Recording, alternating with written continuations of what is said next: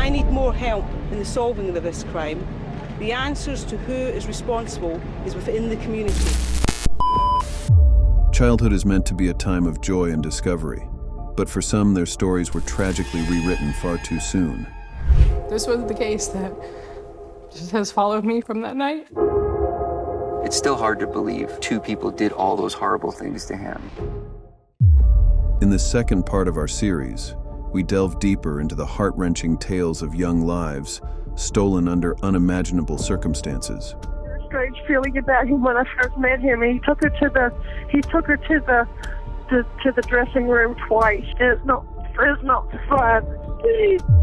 These are the cases that haunt the families, shock entire communities, and leave us all asking, how could this happen?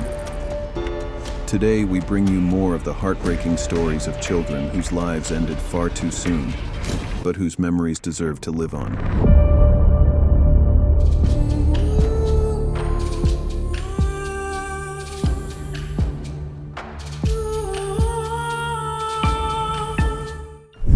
On June 21, 2013, what began as a routine shopping trip in Jacksonville, Florida, turned into a tragedy that shocked the nation. The case of 8-year-old Cherish Perrywinkle is a haunting reminder of how quickly innocence can be stolen. Here's a timeline of the events that unfolded. 8 p.m., meeting Donald Smith. Rain Perrywinkle and her 3 daughters, Cherish, Destiny, and Nevaeh, met Donald Smith at a Dollar General store on the evening of June 21, 2013. Smith, a 56-year-old convicted sex offender, overheard Rain explaining to an employee that she could not afford to purchase a dress for Cherish. Seizing the opportunity, he approached the family and offered to drive them to Walmart, promising to buy clothes for the children using a $150 Walmart gift card. 8:30 p.m. Journey to Walmart. Trusting Smith's seemingly kind gesture, the family got into his white van and headed to Walmart. They shopped together for 2 hours, during which time Smith charmed the family with his generosity. 10:30 p.m. The offer for cheeseburgers. As the night wore on and the girls grew hungry, Smith suggested they stop for cheeseburgers at the in-store McDonald's. Cherish followed him willingly, unaware of the danger that lay ahead. 10:44 p.m. The last sighting. Surveillance cameras captured Smith leading Cherish out of Walmart, the last time she was seen alive. Moments later, Rain realized her daughter was missing and called 911. 11:18 p.m. The emergency call.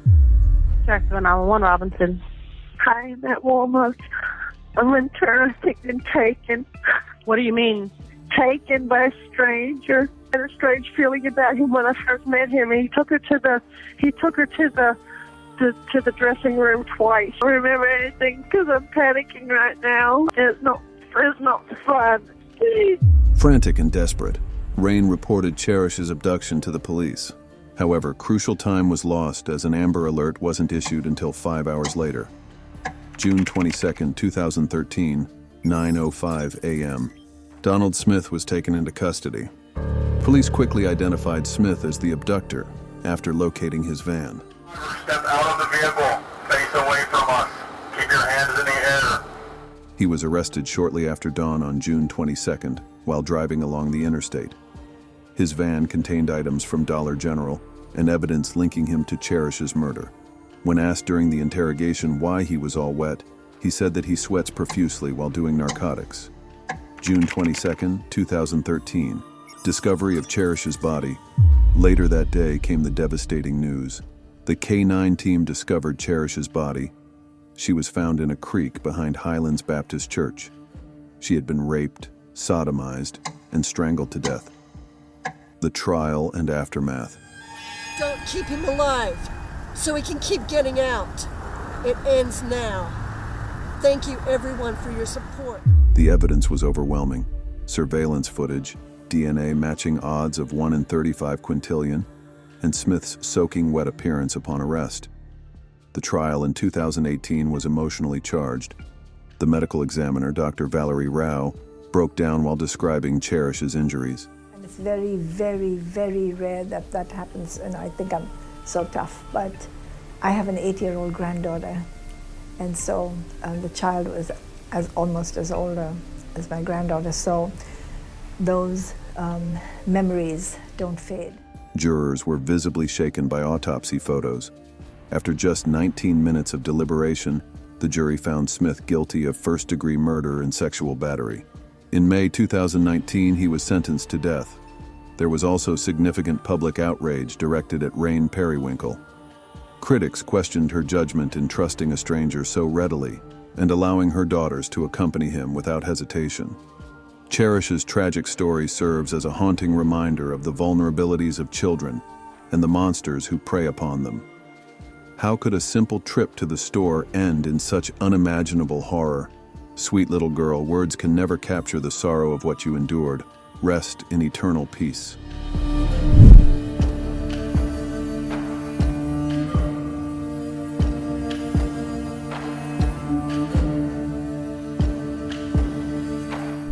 This case is going to be very emotional, so at any point you find yourself getting a little overwhelmed, please step out of the courtroom, compose yourself, and then come back inside. Gabriel Fernandez was an 8-year-old boy from Palmdale, California, whose life was marked by unimaginable suffering at the hands of those who were supposed to love and protect him.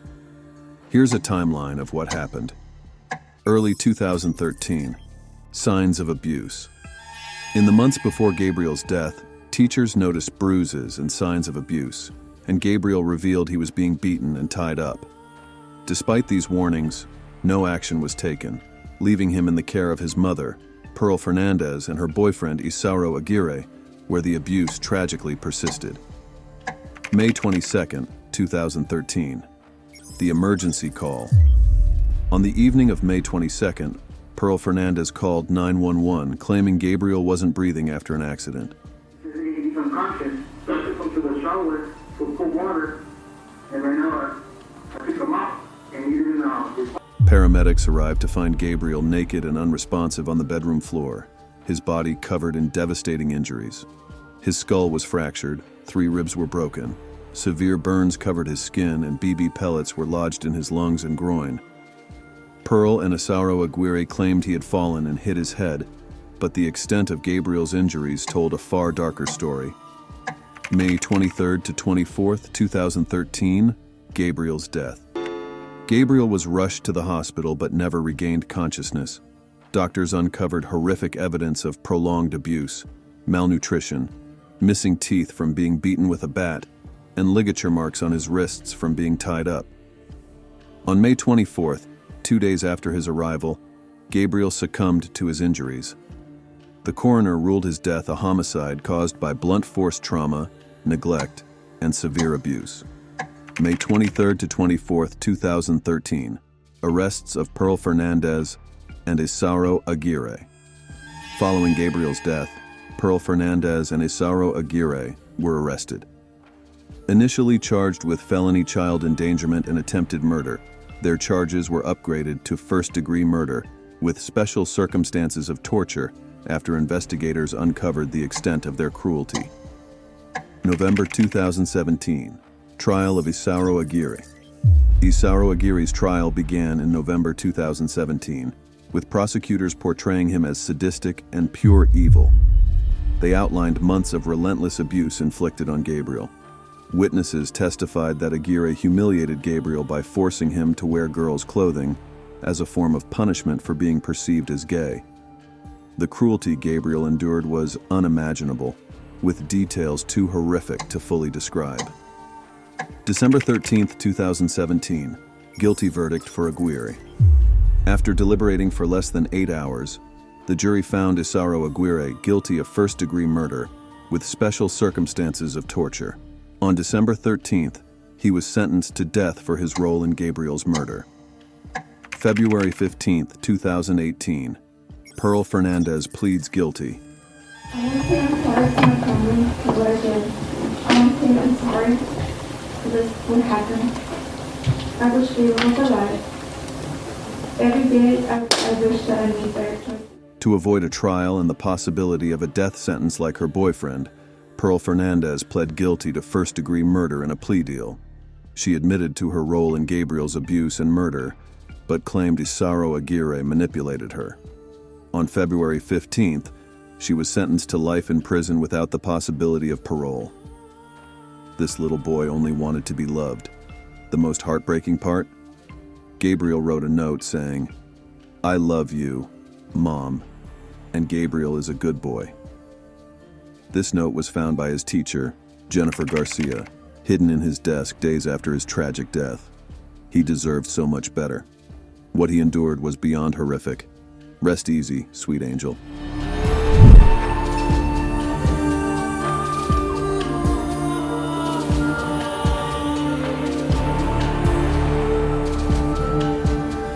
There's a young lad been shot. Okay, how old is he, please? He's 11.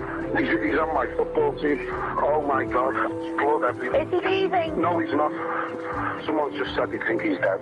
On August 22, 2007, the life of 11-year-old Rhys Jones was tragically cut short in Liverpool, England, when he became an innocent victim of gang violence.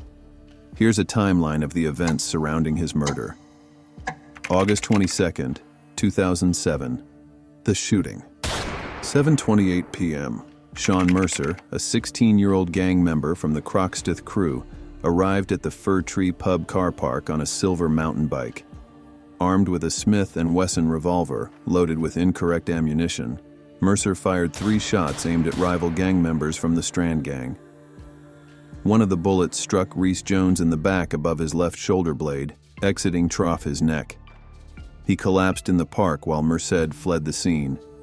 7:46 p.m., Rhys was pronounced death at Alderhay Children's Hospital after paramedics attempted to resuscitate him for 90 minutes. August 23rd to 29th, 2007. Early investigation. The following day, taxi driver Leslie Shimon found a mountain bike frame partially hidden in a small area of wasteland on Arbor Lane, less than 250 meters from where the shooting occurred.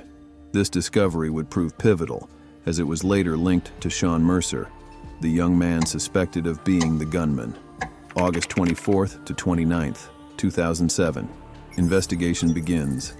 As the investigation unfolded, residents of Croxteth and Norris Green began to name Mercer as the shooter, leading to his arrest alongside Dean Kelly and James Yates just 2 days later. However, due to insufficient evidence at that time, they were released on bail. Meanwhile, on August 26th, Dean Kelly took a significant step in the investigation by moving the murder weapon from a dog kennel to the loft of Boy X's home. This act of concealment further complicated the case, but also highlighted the lengths to which those involved were willing to go to protect Mercer. I need more help in the solving of this crime. The answers to who is responsible is within the community. Just a few days later, on August 29th, police made a public appeal for information regarding a red car seen near the crime scene, intensifying their efforts to piece together the events surrounding Rhys's untimely death. September 6, 2007, Rhys's funeral. Thousands attended Rhys's funeral at Liverpool's Anglican Cathedral. He was buried in a blue and white Everton FC coffin, surrounded by family and friends who wore their football shirts in tribute. September 11th to 30th, 2007. Ongoing investigation. Police raided Coy's lockup garage and found empty petrol cans. On September 26th, CCTV footage of a suspected killer was released to the public. On September 30th, police raided Boy X's home and discovered the murder weapon, along with additional firearms hidden in the loft. October 6th, 2007. Arrest of Boy X. Boy X was arrested at Manchester Airport after returning from holiday. He later received immunity from prosecution in exchange for crucial evidence regarding the murder. November 17, 2007. National attention. Prime Minister Gordon Brown commented on the case, stating that Rhys's murder shocked every parent in the country. The public outcry for justice grew louder as more details emerged. December 15, 2007. Christmas without Rhys. Rhys's family publicly expressed their grief as they faced their first Christmas without him. They shared their heartbreak with the media, emphasizing their struggle to cope with his loss. January-February 2008, continued investigations. In January, Home Secretary Jacqui Smith met with Rhys's parents to discuss plans to tighten restrictions on firearms. By February, police confirmed they had found a gun believed to be linked to the murder. March-April 2008. Community response. Stephen Jones, Rhys's father, joined forces with Liverpool and Everton football clubs to launch a football tournament in memory of his son with an anti-gun message. The community rallied around this initiative as part of their efforts to combat gun violence. October 2nd to December 16th, 2008. The trial. Sean Mercer's trial began on October 2nd at Liverpool Crown Court. Prosecutors presented evidence linking Mercer to the shooting, while several associates were charged with assisting him. On December 16th, Mercer was found guilty of murder and sentenced to life imprisonment with a minimum term of 22 years. 5 co-defendants were also convicted for their roles in helping him evade capture. Dear Rhys, rest in peace, buddy. You'll never walk alone. Each story we've shared today is a painful reminder of the fragility of life and the darkness that sometimes invades even the most innocent moments. These children deserved a future, a chance to grow and thrive, and though that was stolen from them, we can ensure they are never forgotten. Their legacies live on in the awareness they raise and the changes their stories inspire. Let's continue to speak their names, share their stories, and fight for a world where no child suffers such a fate. If these stories have touched your heart, share this video to honor their memory. Together we can make sure their voices are never silenced.